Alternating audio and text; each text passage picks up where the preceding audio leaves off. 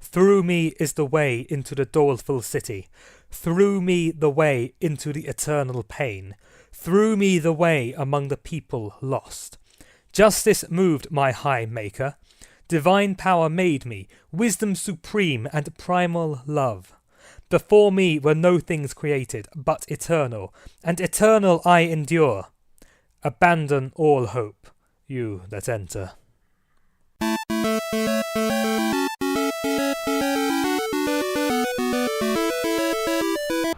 Hello and welcome to Arm with Controllers. This is Fabs and today I'm starting a new game walkthrough. That's right, I am going to be playing Dante's Inferno. Very loosely based on the epic poem by Dante Alighieri. Let's have a watch at this crazy hack and slash thing. So here I am. Here's Charon, the boatman towards the river of Charon, which leads us to hell. Very nice. And Dante here is hunting for his beloved Beatrice, who was kidnapped by demons and is being taken away. My life, my soul for her return. So as you can see, he's quite devoted to get her back. Those belong to us already.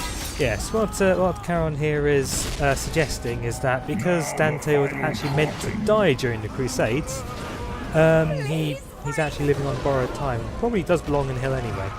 But there you go. But yes, you may ask, if he was supposed to die, why isn't he dead? Well, he kind of fought death and beat him up and took his scythe. And that's his main weapon. So there you have it. So this is the kind of badass we're dealing with here.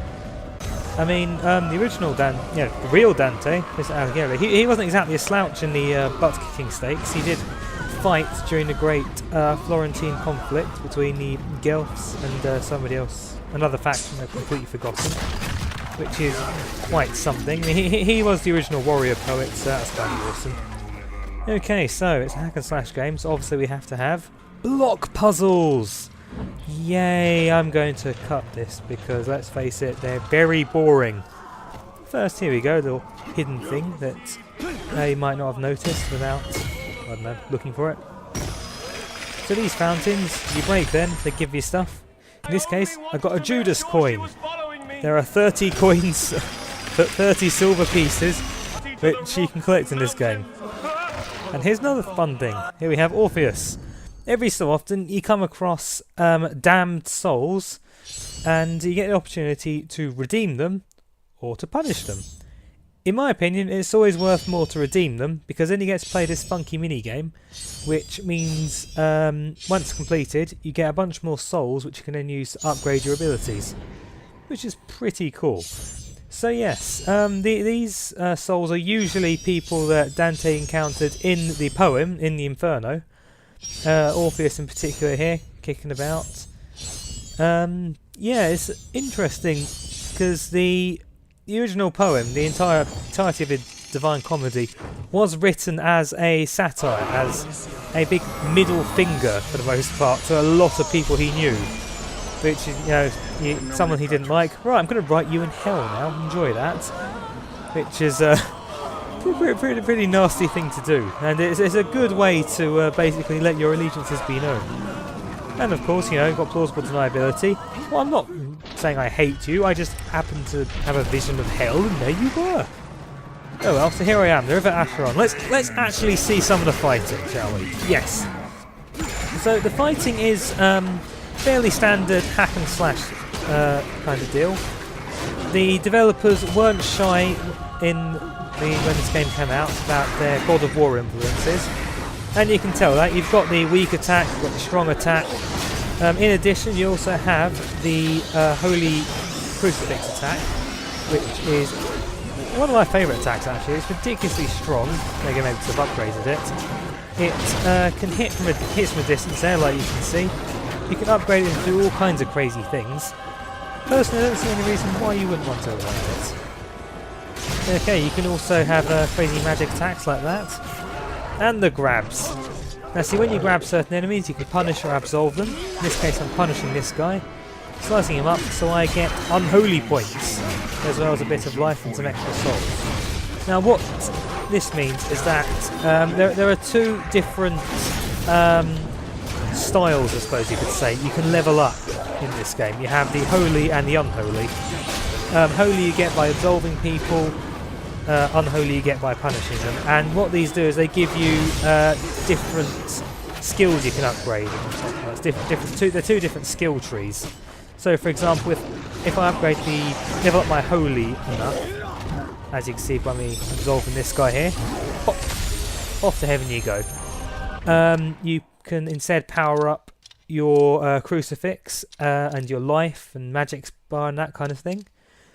And if we wander over to the left at some point, we'll see that the unholy skills, these tend to focus around dealing damage. So your swathe, your combat abilities and whatnot. So here I can unlock counter attacks. I can extend the length of my combo strings and whatnot. That's pretty cool. Okay, let's hack this guy up. Yeah, you'll find for the most part I'm going to be punishing the bad guys I kill because you can get a load of holy points from absolving the historical figures like Orpheus was there. So what's the points actually? Exactly. Okay, here's a fun little dude. I say little, of course. Yeah, these are big fellows here. Basically, I can't really do much to them at this point. So, yeah, the one thing I find a good way of beating these guys is getting close, do a few crazy combos and whatnot, and just before it attacks, because they're so big they telegraph it immensely, you can cancel into a dodge ridiculously easily, and then from a distance you can rely on your crucifix, or you can get back close again and start scything them. There's a lot of options when dealing with these guys. This is pretty cool. Now, of course, I don't recall any of these being in the Divine Comedy, but anyway. So, one thing you do get a lot of in this game, whether it's a better or worse, I'll leave to you to decide. Quick time event attacks. Personally, I hate them. They were fun in Resident Evil 4, they were new, they're exciting.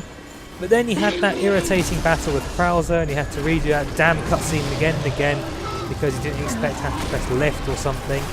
And annoyingly, now pretty much every action game has to have some quick time events, or else what's the point? It's kind of annoying. But you know what? When you have this result, I've now stroked myself upon a hell beast. I'm getting him to breathe fire and ruin it for everyone. Can't argue with that, really, can you now? And of course, they always do try and throw a few bad guys at you, but they're just there for fun at this point. There is very little the random foot soldiers at this point can do to me when I'm on top of a hell beast. So, you mad, Charon? Oh, I'll judge you instead. Now, you see, to be honest, Charon here, he's not actually done anything bad. He's just burying people to Limbo, to hell, as is his job. And here I am ripping his head off and throwing it away like so much garbage. I'm not sure what to feel here. Oh dear. And see, now because we've done this, this ship with all these lost souls is going to crash into this rock. And there's going to be problems for everyone. Oh well, so here I am in Limbo. And it's Virgil! Yay! Of course, in the Divine Comedy, Dante is led through hell and purgatory by Virgil, the ancient Roman poet. And they brought that back in this, which is kind of cool. He acts as your explanatory kind of dude, so whenever he's around, keep talking to him, he'll give you a bit of background information and such like. And sometimes he'll even give you little items, which is really nice of him. Which is good. I mean, in the Inferno, you often see whenever Dante talks to Virgil, he is practically on his knees filleting the guy. He is so in love with Virgil, it's disturbing. I mean, I can't recall the exact moment, but Virgil does something, and Dante basically throws himself all over him, hugging and kissing, and oh, wise master, I heart you so much. And of course, whenever Dante asks a question, invariably Virgil says, "Ah, what an excellent idea! You're clearly very thoughtful and all this rubbish." If you look at the back there, there's Minos, the guardian of hell. He's the guy who basically, when you enter hell, he's like the receptionist. He tells you where to go. he's nice like that. And you can hear him, shouting wrath and lust and whatnot, consigning people to the different circles to which they should belong. That's nice of him. Oh, hi, Charon. Oh, I could not help but laugh when I saw this. Now, one bizarre thing they do have is that Charon is quoting lines from the gates of hell, which I suppose, you've got to have them somewhere in this game. Considering the actual gate, you don't really do anything aside from break it open, but there we go. Alright, so this is how we open doors. They're apparently alive. And there's some cute little babies! I saw a fire that overcame Oh, half God. world of darkness. So see the insanity of these these are unbaptised babies. Now you see, considering my Italian roots, yes, I was raised Catholic. So yeah, unbaptised babies. There's something incredibly disturbing about seeing these. I still can't believe they got away with this. I know there was some controversy about one of the achievements, Bad Nanny, which you get by killing 20 unbaptised babies. But just look at them.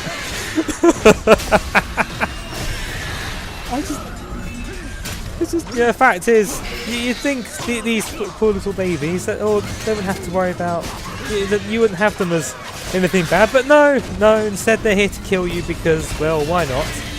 We ignore the fact that Limbo's a part of hell where all the virtuous pagans go, according to Dante. So you got all the cool dudes like Pontius Pilate, Julius Caesar, Socrates, Plato, Aristotle, all these really cool people who basically died without Jesus coming to say hello, so without belief or whatnot. Okay, so looks like there's blank space here.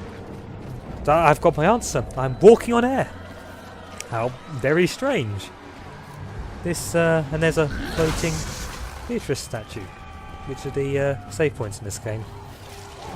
Right, I don't know about you, but I think something's up here. I think the game might have glitched. Oh well. On the plus side, I now have to get. There's an awesome fight in Sky now. Yay! So just random lost souls. Aside from that guy who's a suicide bomber lost soul. Didn't actually think about it like that until I just said it. Oh well. So here we go. Just fairly basic beefcakes kind of thing. There's bad guys here. I have to kill them to get past that wall of fire. Very Devil May Cry. And now the babies are back. Oh god. Just hearing them cry. This game isn't 18. It's filled with gratuitous nudity and violence. But something about the fact that you're having fun killing babies. It's just warped. Oh well, never mind. Let's just kill this goatee fellow with an awesome finishing move. See, that's one reason why you do want to use the punishment finishing moves, is because you get a variety, which is pretty cool. Sometimes you behead them, other times you get to bisect them. Right, off to heaven with you, baby. I absolve you of your sins. And oh look, now I'm a bad nanny. Oh my god, what would my old priest say if he saw this? Well, he'd probably have a go at me for being lapsed, but anyway. Okay, so I just walked through an invisible door that I'm opening because why not? Sure, whatever. Okay, these are lovely statues here. You can break them apart, get some souls out of them. Basically, destructible environment always gives you stuff, just like all of these games really. Let's just nip back out here. Here we go, this is what it should have looked like. Yeah, there was just a really unusual glitch. How strange. Okay, so, enough of this foolishness. Let's go say hello to Minos, shall we? Right, so pull the lever, because these games always have levers to pull. Magic scythe! Woohoo! It's like I'm Indiana Jones, only with a scythe. That'd be a really weird version, wouldn't it? Alright, here he is. The receptionist of hell.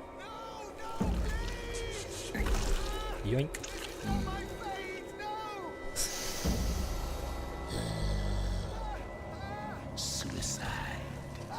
Oh dear.